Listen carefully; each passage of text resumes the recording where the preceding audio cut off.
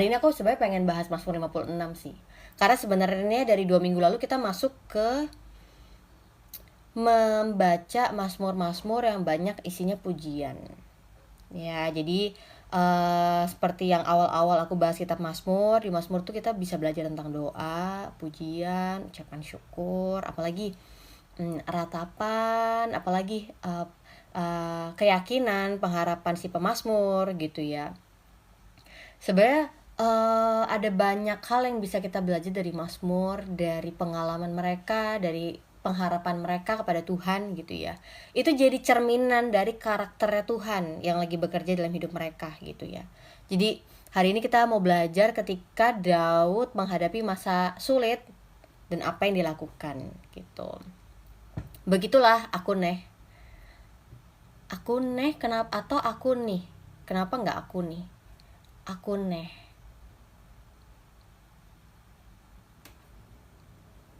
Ya. Ngobrol apa lagi ya? Ngobrol apa lagi dong?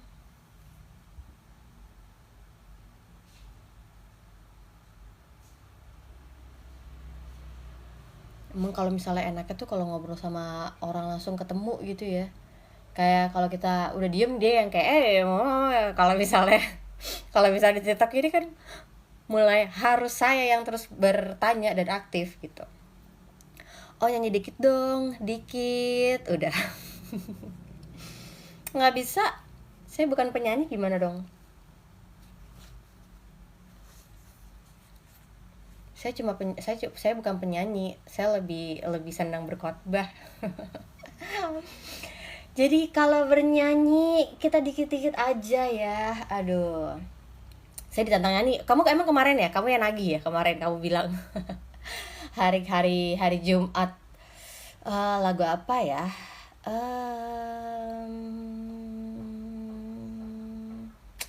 Lagu apa ya? Lagu apa ya yang saya inget dan saya hafal?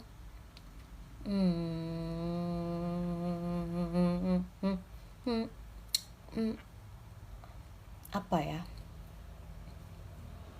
Oh, aku lagi suka lagu ini nih. JPCC yang kebesaranmu. Kayaknya ya waktu itu sih memang aku pernah denger ya, dari memang orang yang, jadi sebenarnya kan balik lagi kalau misalnya bikin lagu itu kan ada sebenarnya ada tujuannya ya kan, makna apa yang mau dibahas gitu.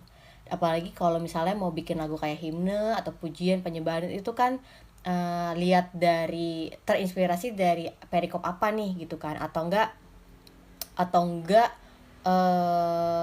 sebenarnya makna teologinya apa gitu kan.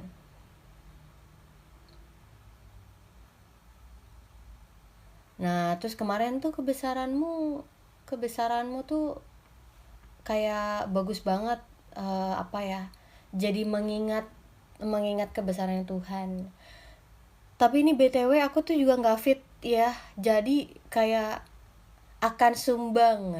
Suaranya udah sumbang.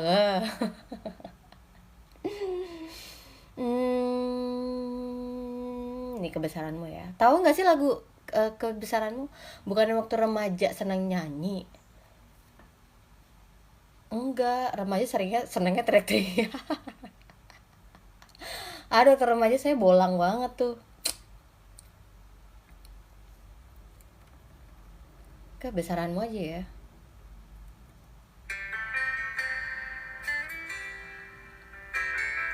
Ini pun versi kebesaranmu yang enak daripada yang lain gitu ya. Maksudnya kan ada versi yang lainnya. Lebih enak yang akustik ini. Coba bentar aku buka dulu liriknya. Kebesaranmu liriknya.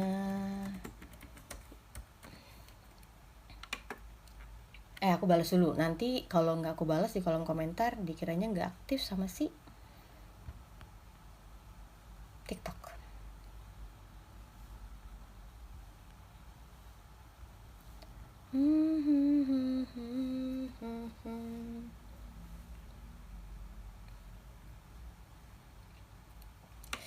Ya ampun, ini aku nggak tahu ya ini nyampe atau enggak. BTW memang aku tuh suaranya ngefek banget dari aku lagi fit atau enggak, cuacanya itu ngaruh banget. Gimana ya? Ini ya. Oke.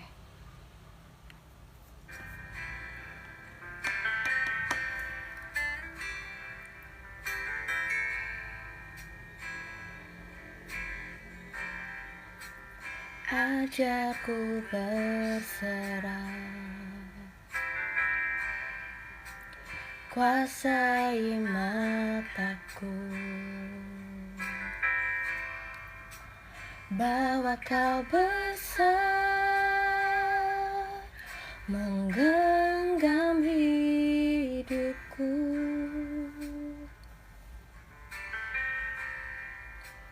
Walau ku berjalan di lembah yang gelap, tenang jiwaku, sebab kau besertaku.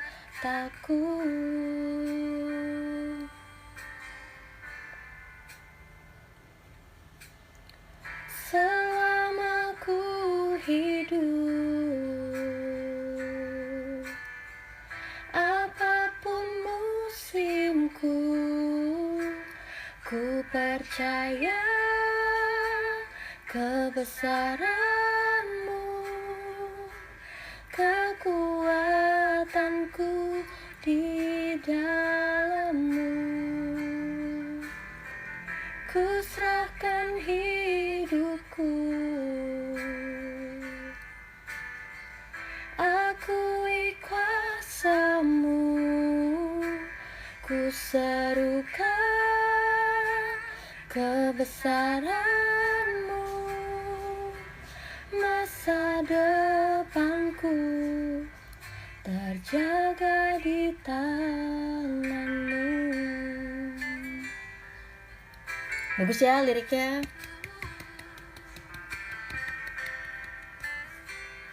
Terus makna lagu juga bagus banget. Walau ku berjalan di lembah yang gelap, tenang jiwaku, sebab kau besertaku.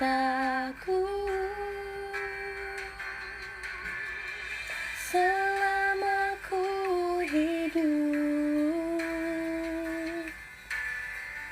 apapun musimku, ku percaya kebesaran-Mu, kekuatanku di dalam-Mu. Ku serahkan hidupku, akui kuasa-Mu, ku serukan kebesaran-Mu, masa depanku terjaga di tangan-Mu.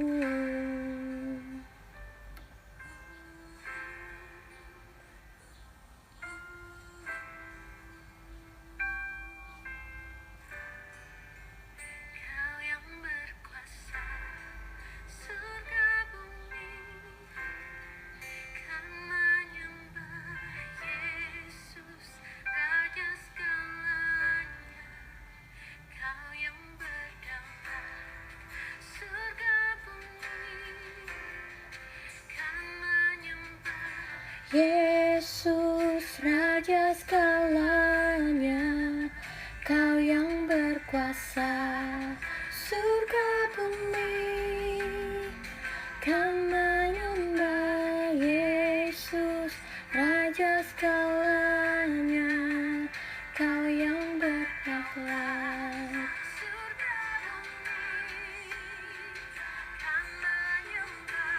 Yesus Raja segalanya.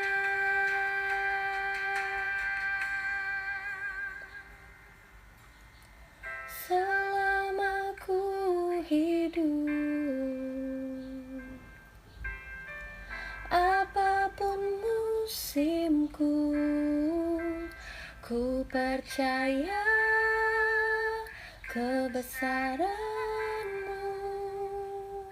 kekuatanku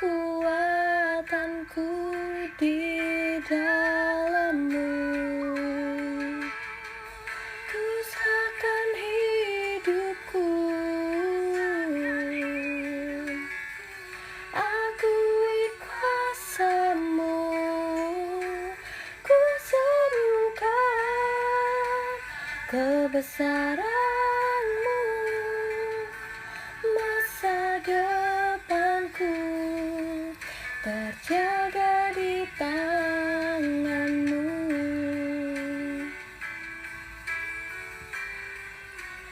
Ku serukan kebesaran-Mu, masa depanku terjaga di tangan-Mu. Capek. Iya, karena bukan penyanyi ya, nafasnya udah habis. Do not skip this video. I want to share a job secret. That's why dulu kalau misalnya lagi ada tugas pelayanan gitu ya, misalnya nggak ada yang bisa nyanyi, ya udah saya bantu nyanyi. Tapi harus tandeman gitu, nggak bisa saya nyanyi sendiri. Nanti di tengah-tengah udah udah capek. Iya, kenapa bisa capek? Karena pertama kan nggak biasa nyanyi ya, jadi nggak tahu cara mengatur pernafasan gimana gitu kan. Saya juga nggak pernah dalam kursus menyanyi gitu, nggak pernah. Sudah ya aku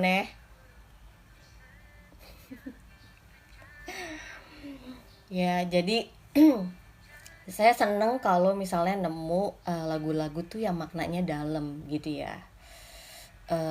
Waktu itu tuh saya seneng satu lagu tuh, salah satu lagu luar negeri ya, Stephanie Gretzinger itu saya seneng tuh. Mungkin kayak nggak banyak yang tahu ya. Dulu tuh dia di Battle Music ya, di Battle Church di mana tuh, California ya, atau di mana sih saya lupa. Nah terus dia tapi saya tuh ngeliat tuh kayaknya udah beda ya. Dia gini, orang tuh bisa nyanyi nggak bisa gitu ya, tapi kalau emang untuk talentnya emang penyanyi tuh beda gitu ya, beda banget. Nah dia itu menurut aku talentnya nyanyi, dan dia itu kayak lebih banyak bikin lagu tuh dari perenungan dia gitu. Jadi aku senang banget kalau misalnya orang tuh bisa doing something yang dihasilkan dari perenungan pribadi dia gitu ya, dari saat teduh dia. Jadi dia pernah tuh bikin lagu judulnya We Dance ya. We Dance, Stephanie. Ya, We Dance. Nah, jadi liriknya bagus banget. Nih aku kasih tau liriknya ya. Oh, udah jam 2. Oke, liriknya: You steady me, slow and sweet, we sway, take the lead and I will follow. Finally ready now to close my eyes and just believe that you won't lead me where you don't go. When my faith gets tired and my hope seems lost, you spin me round and remind me of that song, the one you wrote for me, and we dance. Nah, yang menurut aku liriknya bagus itu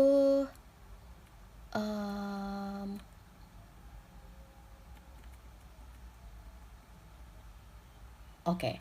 And I've been told to pick up my sword and fight for love. Little did I know that love had won for me. Bagus ya. Jadi maksudnya dia sendiri bilang bahwa gue udah pernah mendengar ada seorang yang pernah mengatakan bahwa gue harus mengangkat pedang gue dan gue harus bertarung untuk cinta. Dan gue nggak tahu kalau ternyata cinta itu sudah menang bagi gue gitu. Wah, bagus banget. Apalagi ya bagus ya waktu itu si lagunya si Stephanie Gretzinger ini Tunggu, Father's Love atau apa ya itu ya? Coba.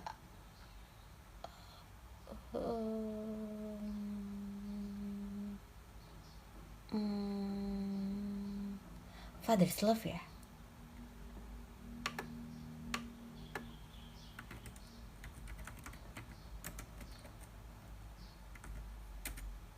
Emang lagu-lagunya tuh emang untuk shocking gitu loh, jadi kayak emang untuk kita dengerin dan nikmatin. Ih, apa itu judulnya? Coba Stefani cari. Stefani Gretzinger.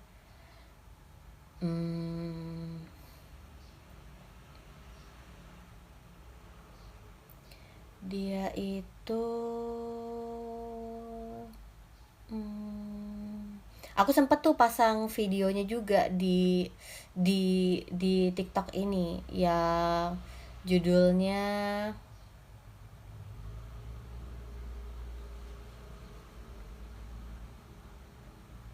playlist ya. Oh, jadi dia bikin album di Undoing. Nah, di Undoing ini tuh ada yang ini Out of Hiding ya. Out of Hiding, oke. Liriknya tuh bagus banget ya. Kalau aku sendiri tuh suka untuk merenungkan ini nih lagunya. Jadi kayak sebuah ekspresi dari Tuhan gitu ya ke kita. Come out of hiding, you're safe here with me. There's no need to cover what I already see. You've got your reasons, but I hold your peace. You've been on lockdown, but I hold the key. Terus refnya, 'cause I love you before you knew what was love. I saw it all, still I chose the cross.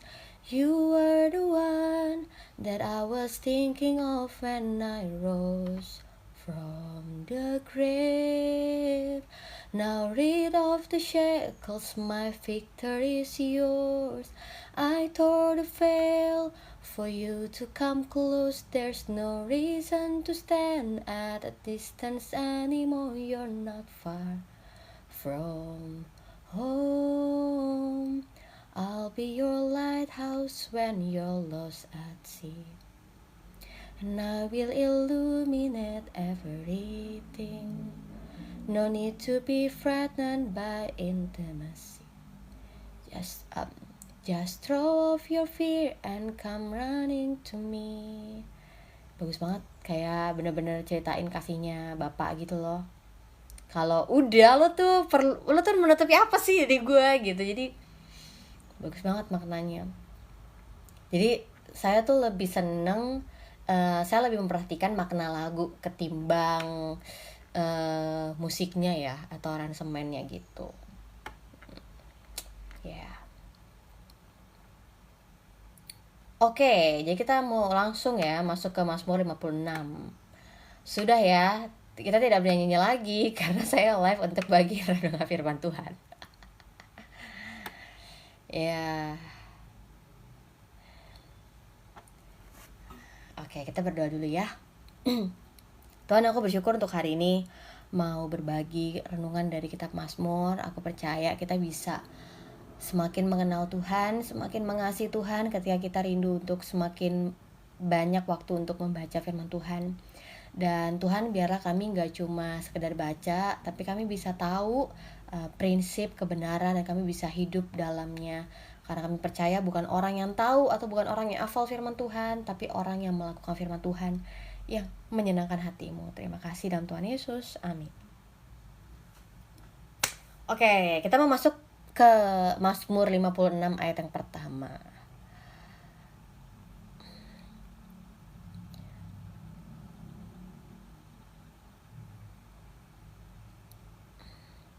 Oke. Aku banyak aktif di kolom komentar ya. Kalau misalnya ada yang mau komentar, masuk aja. Oke. Ayat yang pertama, untuk pemimpin biduan menurut lagu merpati di pohon-pohon tarbantin yang jauh. Miktam dari Daud ketika orang Filistin menangkap dia di Gat. Nah, jadi sebenarnya sebelum kita bahas ayat ini, ada pentingnya dulu kita cari tahu peristiwa apa yang terjadi Daud berada di Gat gitu ya. Tahu Gat itu apa? Gat itu daerah apa ya? Gat itu muncul di ayat Alkitab yang mana ya? Oke, jadi ini konteksnya Daud lagi berada di sebuah daerah namanya Gat. Nah, Gad sendiri itu sebenarnya adalah daerah pemukimannya orang Filistin. Ya, yang adalah sebenarnya musuhnya bangsa Israel. Nah, posisinya Daud itu lagi dikejar-kejar sama Saul. Ya, jadi Daud berpikir, udahlah gue kayaknya perlu lari aja nih ke pemukimannya orang Filistin. Karena kalau gue ada di sana pasti Saul akan berhenti ngejar-ngejar gue gitu ya. Jadi itu ada di mana ya? Itu ada di 1 Samuel ya. Kalau kita lihat kemarin di 1 Samuel 17 itu kan no 1 Samuel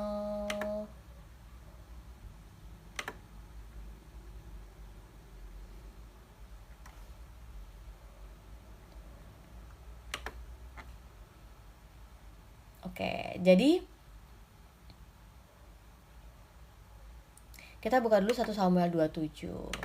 Ya, jadi Daud itu kan lagi dikejar-kejar Saul ya. Jadi Daud berpikir bahwa aduh ini pasti kalau misalnya deket-deket daerah Saul udah pasti mati gitu ya. Jadi Daud itu melarikan dirinya ke negeri orang Filistin. Nah benar tuh ketika dia berada di negeri orang Filistin itu, Saul udah nggak lagi ngejar dia. Nah nama daerahnya itu Gad. Ya, Gad itu adalah sebuah kota. Ada rajanya nggak? Ada Raja Akis. Beberapa hari lalu kan saya sempat bawain Mazmur ya, ketika Daud itu berpura-pura gila gitu ya di hadapan Raja Akis bin Maok gitu. Nah, jadi menariknya Daud itu berpura-pura gila gitu ya di hadapan raja orang Filistin ini. Dan ketika dia berpura-pura gila, raja orang Filistin tuh kayak apaan sih gitu kan? Kan dia orang gila, jangan bawain aku deket-deket sama dia, jangan bawa dia deket-deket sama aku gitu maksudnya. Nah, jadi karena Daud berpura-pura gila itu akhirnya Daud luput lah dari Raja Akis gitu ya. Nah, jadi Daud pun akhirnya minta izin untuk tinggal di daerah situ gitu ya, ngomong ke raja itu.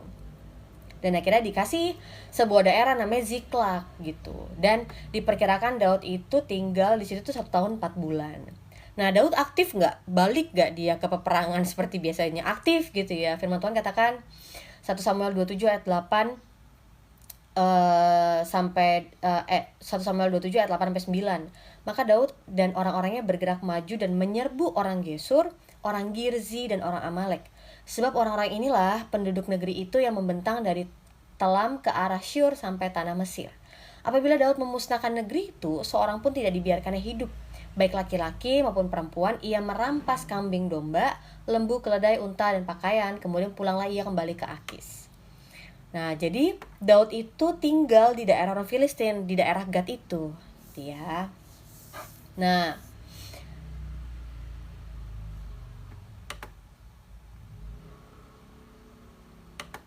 oke. Jadi itu background story-nya ya. Itu latar belakang cerita dari Mazmur 56 ini. Daud berada di daerah orang Filistin. Nah, muncullah Mazmur ini. Apa yang Daud tuliskan?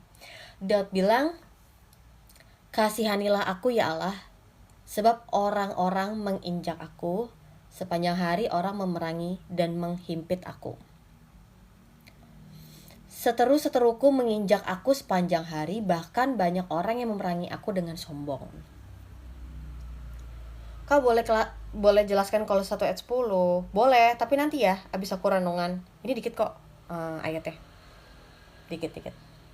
Ya, jadi Daud katakan kepada Allah, kasihanilah aku ya Allah. Selalu ya, openingnya Daud tuh ketika tulis Mazmur ya, dia tahu cara menempatkan dirinya, dia tahu identitas dirinya. Bukannya dia suruh-suruh Allah, ini Allah ya, ini ya Allah ya. Tapi dia bilang, kasihanilah aku ya Allah. Kenapa? Kalau kita lihat dari Mazmur sebelumnya, kita lihat Daud tahu kalau Allah itu penuh kasihnya. Rahmatnya itu besar Sehingga Daud bisa bilang, kasihanilah aku ya Allah. Kenapa? Kenapa Daud minta belas kasihannya Allah? Sebab orang-orang menginjak-injak aku. Sepanjang hari orang memerangi dan menghimpit aku. Ya, kalau kita mungkin ngerasanya ya, mungkin ada beberapa dari kita, oke, ada masalah, oke, orang jauhin kita, orang jelekin kita, ya mungkin sebulan sekali lah gitu ya misalnya. Tapi yang Daud alamin adalah sepanjang hari, setiap hari orang-orang itu menginjak-injak dia. Dia ngalamin satu tekanan, penderitaan karena orang-orang yang pengen memerangi dia, menghimpit dia, menginjak-injak dia. Kebayang nggak? Kita aja mungkin sekali ngalamin penderitaan gitu ya, kita dirugikan sama orang lain aja sekali, kita kayak ya ampun Tuhan gitu ya, kita inget-inget mulu gitu. Itu padahal cuma sekali gitu. Tapi kalau kita lihat dari Daud, Daud katakan sepanjang hari ada begitu banyak orang yang mau memeranginya, menghimpitnya, menginjak-injak dia. Selanjutnya, seteru-seteruku menginjak-injak aku sepanjang hari, bahkan banyak orang memerangi aku dengan sombong. Jadi orang-orang yang yang Daud ini lagi keluhkan ke Tuhan gitu ya, adalah orang-orang yang membuatnya menderita, melakukan kekerasan, mengakibatkan penderitaan kepada Daud. Bahkan orang-orang itu juga sombong. Nah, jadi menariknya Daud juga menceritakan perbuatan-perbuatan musuhnya ya, sehingga kita yang baca kita jadi tahu ya, kita jadi tahu bagaimana karakteristik dari musuh-musuhnya Daud ini. Ya, orang-orang yang sombong, orang-orang yang suka neken sesama manusia gitu ya, bahkan sampai dikatakan menginjak-injaknya. Ayat yang keempat, waktu aku takut. Nah, menariknya gini, jadi tadi Daud bilang, kasihanilah aku ya Allah, sebab orang itu ingin aku, orang itu nginjak aku, orang itu memerangi aku, orang itu mengejar aku, orang itu pada sombong. Tapi dia gak berhenti hanya di keluhan aja. Ya, ini kita perlu teladan ini. Di dalam doanya, dalam pengharapannya, Daud gak cuma ngeluh aja.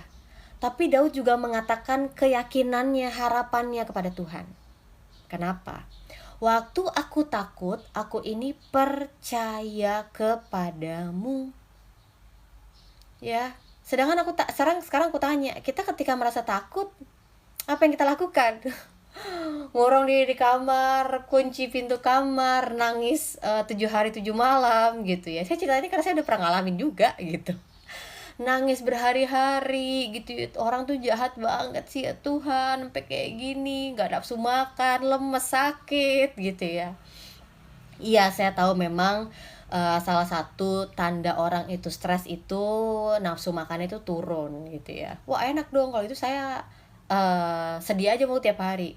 Tapi maksudnya makanan seenak apapun itu tidak lagi dapat kita nikmatin gitu ya, karena ada satu kesedihan, penderitaan, kesakitan, kesulitan yang kita alamin gitu. Nah, jadi Daud sendiri bilang, waktu aku takut, aku ini percaya kepadamu. Ketika kita takut, apa yang kita lakukan? Kita cari teman. Guys, gue mau cerita ya, hari ini gue ngerasa keinget lagi sama itu loh, itu orang yang waktu itu sempet jahatin gue kayak pikir tuh orang sekarang kabarnya gimana ya, aduh kalau misalnya dia kejar gue lagi gimana ya, aduh itu gimana ya gitu.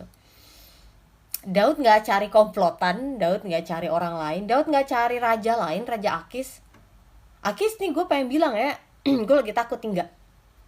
Tapi ketika Daud takut, Daud percaya sama Tuhan. Nah, banyak orang tuh ketika takut dia berhenti di waktu aku takut. Udah.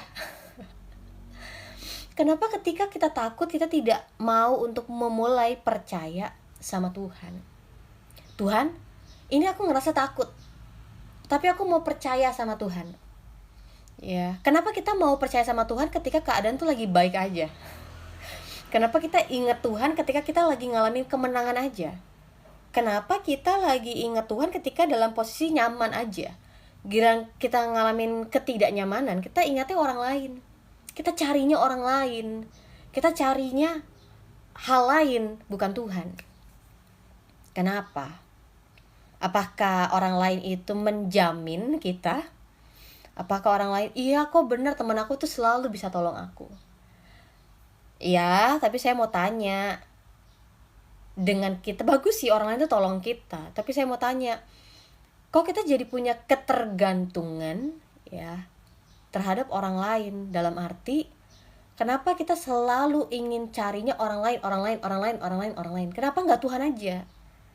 Kenapa? Padahal karakter Tuhan tuh udah luar biasa gitu ya. Kenapa kita nggak cari dia? Ya, kenapa saya bilang karakter Tuhan tuh luar biasa ya? Kalau saya sih sebenarnya lebih sukanya sebenarnya bukan karakter ya, tapi kita bisa mengenal pribadinya. Ya, Tuhan itu baik gak? Tuhan itu baik. Tapi kenapa kita ketika lagi susah, kita nggak cari Tuhan, malah cari orang yang tidak baik. Yang kita tahu akan mengecewakan kita. Kenapa gitu? Ya Tuhan, pas kali ini pembahasan untuk saya. Puji Tuhan. Firman Tuhan tuh nggak pernah keliru ya, selalu tepat sesuai dengan kebutuhan kita. Kenapa? Kalau misalnya Tuhan itu baik ya, kenapa kita nggak cari dia?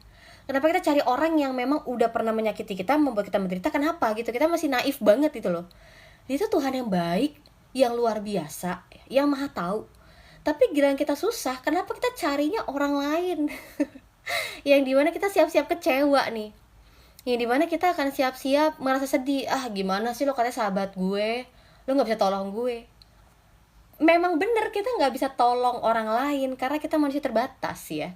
Kita berharap sahabat kita bisa tahu pola pikir kita, masalah kita sekarang. Gak bisa. Karena mereka adalah manusia biasa. Yang tahu segalanya itu Tuhan. Yang tahu isi hati itu Tuhan. Tapi kenapa kita naif banget, kita masih cari yang lain?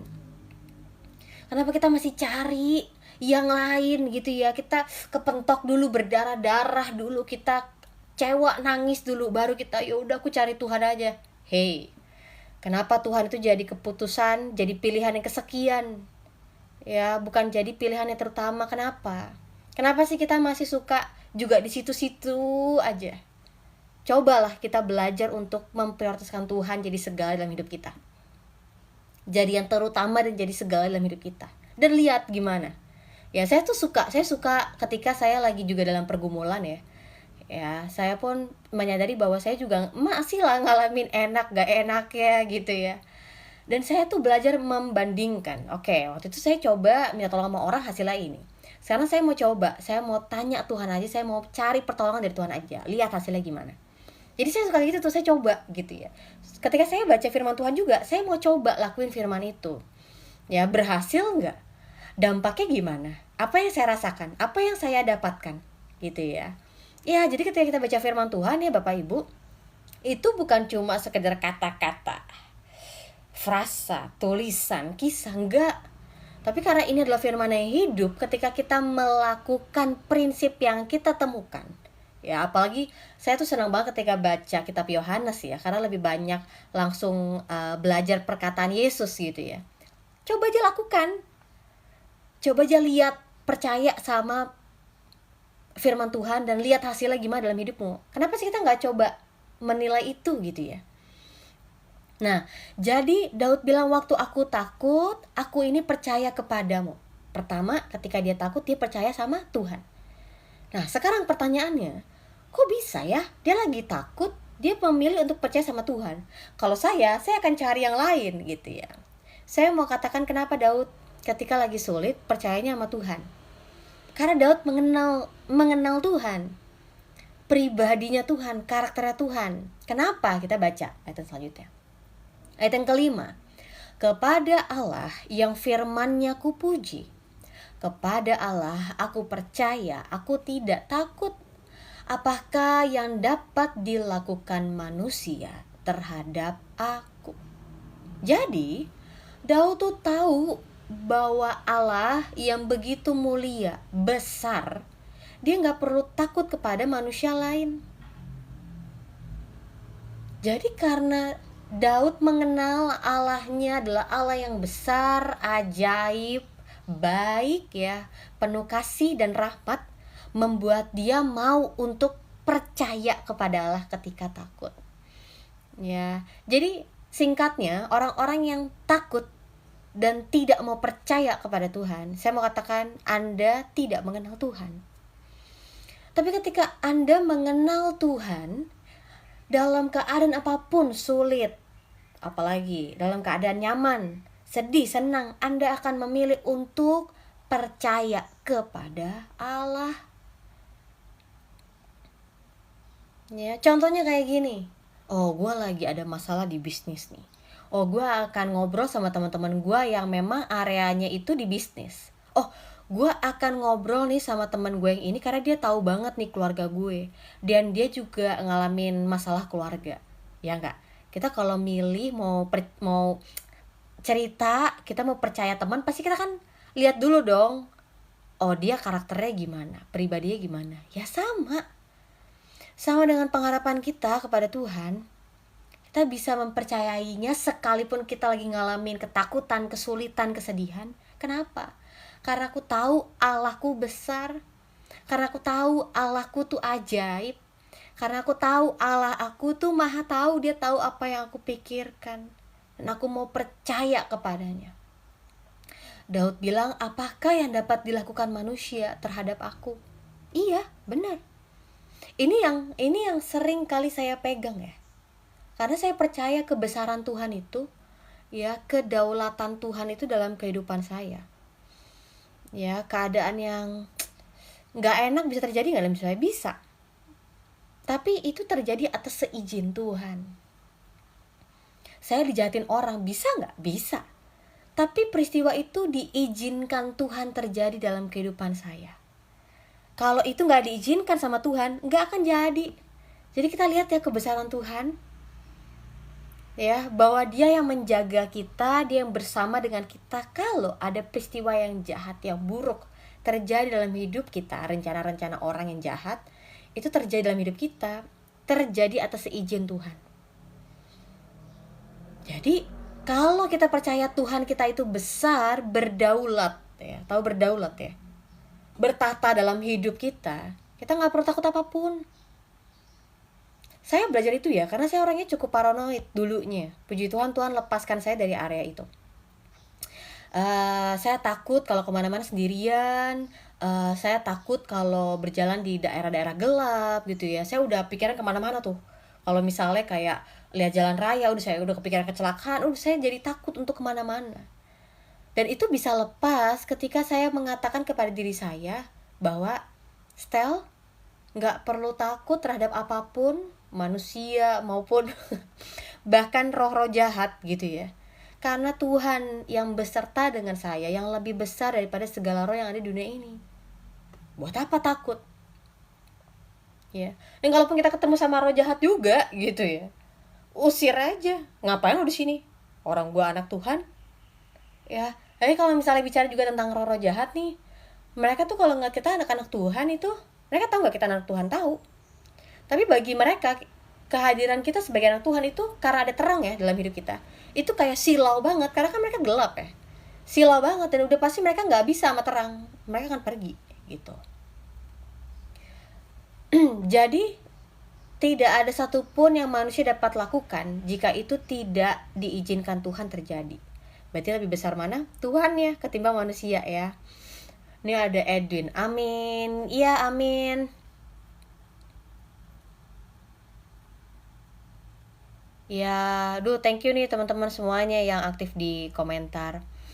Aku sendiri juga mulai belakangan tuh aktif di kolom komentar ya, karena sebelum-sebelumnya aku langsung aja bahas sharing gitu.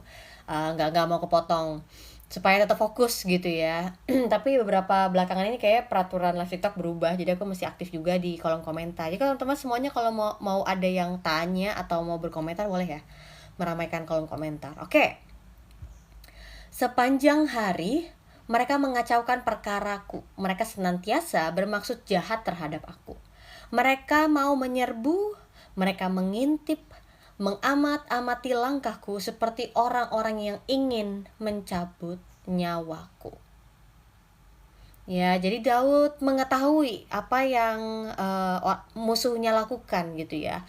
Musuh-musuhnya lakukan apa? Yaitu mereka mau untuk bermaksud jahat. Dengan apa? Dari mereka menyerbu, mereka mengintip, mereka mengamat-amati langkahnya Daud itu ya. Tujuannya apa? Untuk mau mencabut nyawanya Daud. Tapi apa yang Daud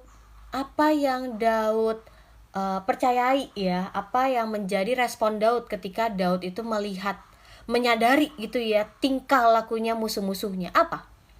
Apakah mereka dapat luput dengan kejahatan mereka? Yes.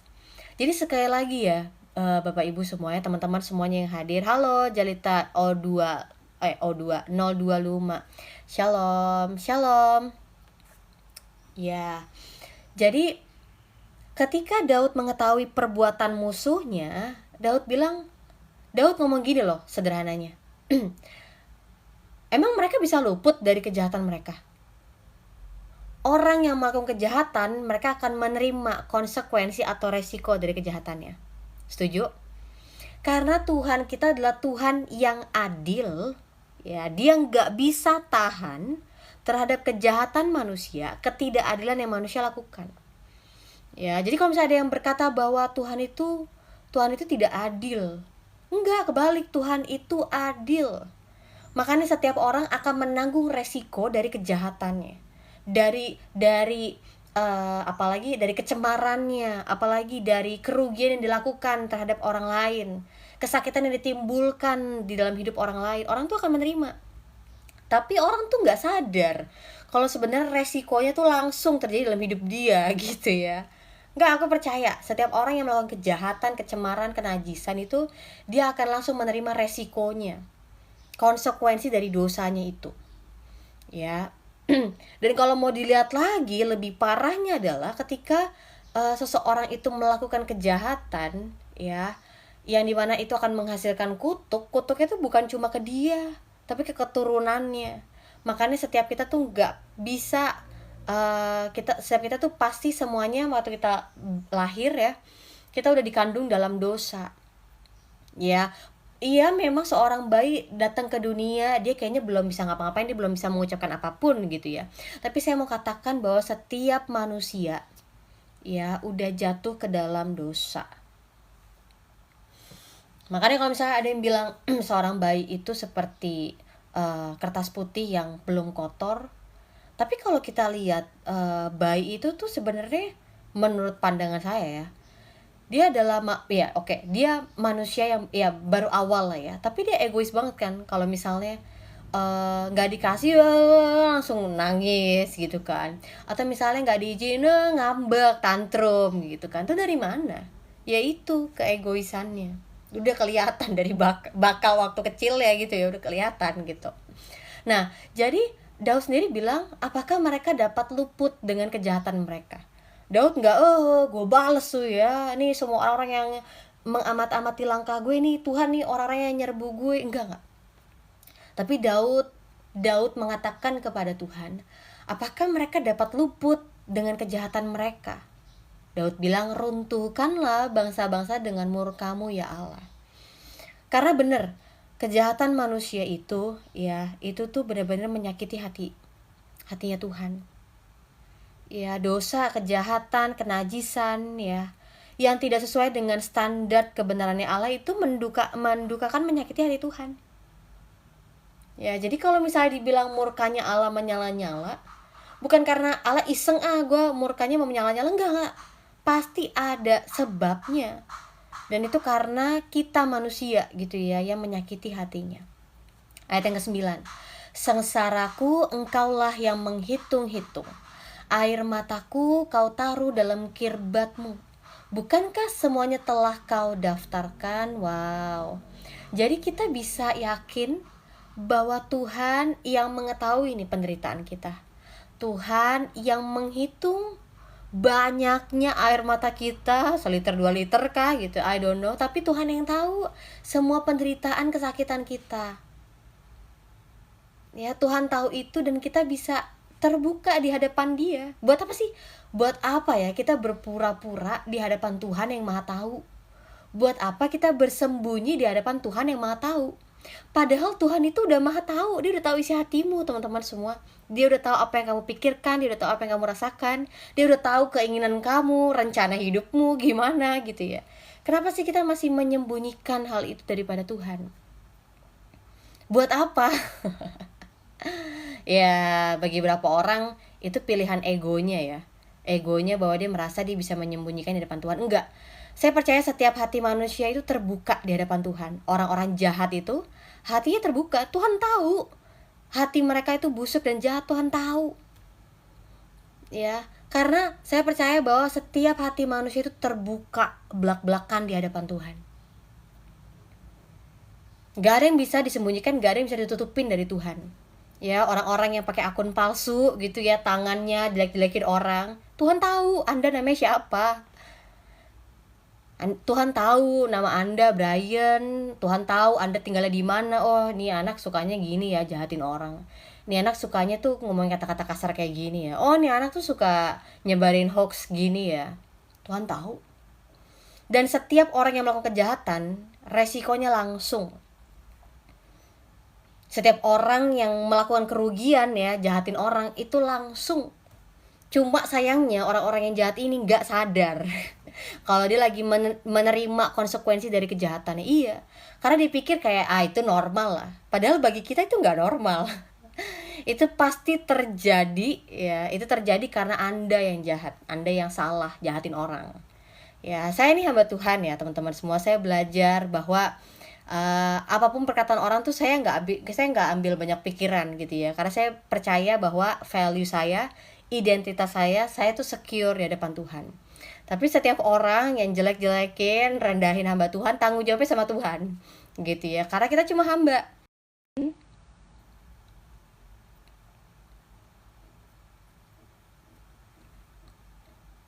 Ya, orang-orang yang Tuhan pilih sebagai pemimpin mau di dalam gereja ataupun di luar gereja, saya menghormati mereka juga sebagai pemimpin gitu. Jadi saya juga belajar berhati-hati dalam berespon dan berkata-kata gitu ya. Karena gini, gak ada pemimpin yang tidak dipilih sama Tuhan. Saya percaya itu. Yang kedua, ya tidak ada hamba Tuhan ya yang tiba-tiba nongol gitu ya tanpa Tuhan yang pilih dia. Jadi kalau misalnya Anda berkata-kata kasar atau Anda jelek-jelekin orang yang emang adalah pemimpin ya, maupun hamba Tuhan, tanggung jawabnya sama Tuhan. Apa itu? Ya udah saksikan aja. Ya, jadi kita belajar juga menghormati orang lain ya, sekalipun dia beda pendapat sama kita. Kenapa? Karena akhirnya kita tahu, karena Kristus yang telah mengasihi kita, kita tahu kasih itu. Dan kita bisa mengasihi sama orang-orang yang beda pandangan, beda kepercayaan gitu ya, beda value gitu. Saya nih berbagi di sosial media ya. Saya ini berbagi di sosial media untuk saya bagiin apa yang saya dapetin dari firman Tuhan. Ada nggak orang-orang yang saya temuin di live TikTok ini yang punya beda pandangan, bahkan beda beda doktrin gitu ya, beda dogma. Saya mau katakan gak apa-apa kita berbeda, itu keputusan Anda, itu pandangan Anda gitu ya. Saya gak bisa maksa orang untuk ayo gitu terima, enggak. Karena saya lebih tertarik untuk mempelajari cara pikirnya orang itu, sebabnya kenapa orang seperti itu. Jadi kalau misalnya ada orang yang berbuat jahat, saya cuma memikirkannya, oh mungkin orang ini cuma tahu kejahatan aja, orang ini gak tahu kebenaran. Kalau misalnya saya ketemu sama orang-orang yang ngomongnya kotor gitu ya, ngomongnya jahat, oh orang ini biasa ngomong kotor ya, orang ini nggak tahu ya kalau ngomong kotor itu nggak benar. Oh dia nggak tahu, saya maklumin, karena oh dia nggak tahu kebenaran, pantes lah gitu, maklumin. Nah tapi kagetnya kalau kita ngelihat ya ada orang yang udah tahu kebenaran, loh kok hidupmu masih seperti itu. Jadi saya belajar banget dari saya remaja untuk saya nggak mengeluarkan kata sia-sia. Waktu itu saya pernah coba ya, apa sih enaknya gitu kan ngomongin kalau lata sedikit ngomongnya bego gitu kan, lata sedikit ngomongnya kasar gitu. Saya coba, terus teman saya ngomong, gimana, enak gak? Biasa aja. Ini malah gue tambah dosa ya, tambah sia-sia gitu ya. Maksudnya gue cuma ngeluarin kata-kata sia-sia, gue gak ngerasain satisfy. Jadi gue memilih untuk tidak berkata sia-sia.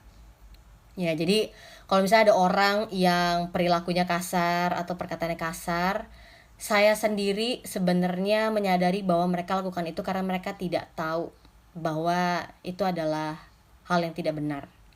Ya, yang kedua, atau mereka memang tahu itu tidak benar tapi mereka memang hati nuraninya udah gelap gitu ya, dalam arti udahlah emang gue udah berantakan, udahlah emang gue udah jahat gitu ya. Padahal sebenarnya setiap kita dikasih kesempatan buat hidup, sebenarnya dikasih kesempatan untuk menjadi lebih baik lagi.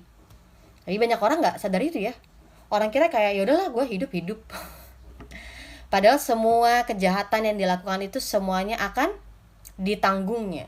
Nggak cuma ditanggung ketika dia hidup, tapi nanti pada penghakiman akhir. Ya, bagaimana cara Bunda Maria menyembah Yesus? Menurut kamu gimana?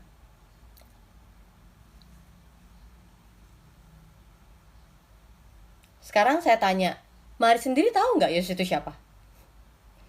Kan Maria udah terima pesannya ya dari malaikat Gabriel. Dan Maria tahu juga bahwa anak ini bukanlah seperti anak normal lainnya. Ya, karena sebenarnya Yesus itu sudah ada sebelum masa inkarnasinya. Ya, bukannya Yesus baru ada ketika Maria lahirin, ada Yesus gitu, enggak. Udah ada dia sebelumnya. Tapi dia menyatakan dirinya, dia adalah Allah, dia mengambil rupa manusia, membatasi keilahiannya untuk kepentingannya sendiri. Yesus bisa nggak menunjukkan hal-hal yang mujizat, ajaib, yaitu tanda-tanda mujizat ya, pelipat gandaan makanan ya kan, 5 roti dan 2 ikan. Terus bagaimana Yesus bisa berjalan di atas air, Yesus menunjukkan bahkan dia mati tapi dia bangkit gitu kan. Dia nunjukin kepada berapa 300 murid gitu kan, bahwa dia telah bangkit kembali gitu kan. Sampai si ada muridnya yang mencucukkan tangannya dan, Tuhan ampunilah aku karena aku mau melihat dulu baru aku percaya. Yaitu Yesus luar biasa. Yesus bisa nggak untuk menyelamatkan diri dari kayu salib? Bisa, karena dia adalah Allah. Nah, banyak orang tuh memisahkan Allah manusianya. Yesus tuh punya yang namanya natur Allah manusia, dan itu satu kesatuan, nggak bisa terpisahkan. Sampai sekarang dia berada di surga, dia masih punya itu, masih pegang, masih memiliki. Makanya banyak orang kan bilangnya 2 natur, tapi kalau saya percaya dia itu satu. Allah manusia itu satu, tidak terpisahkan. Kalau berkat Yesus itu benar-benar kosong, nggak ada sama sekali sisi keilahiannya. Nggak, itu kalau kamu lihat itu sebenarnya bahasa Indonesia terbatas ya, terjemahan bahasa Indonesia terbatas. Tapi sebenarnya kalau misalnya kita lihat dari bahasa aslinya, dia membatasi keilahiannya, ada lanjutannya, untuk keuntungannya sendiri. Ya, Yesus bisa nggak ketika dicobain, Yesus langsung bilang, siapa sih lo? Udah langsung kayak gitu, ngibrit langsung setannya. Tapi kan Yesus nggak gitu. Yesus membatasi keilahiannya untuk kepentingan sendiri. Karena mau apa? Fokusnya menyatakan kehendak Bapa.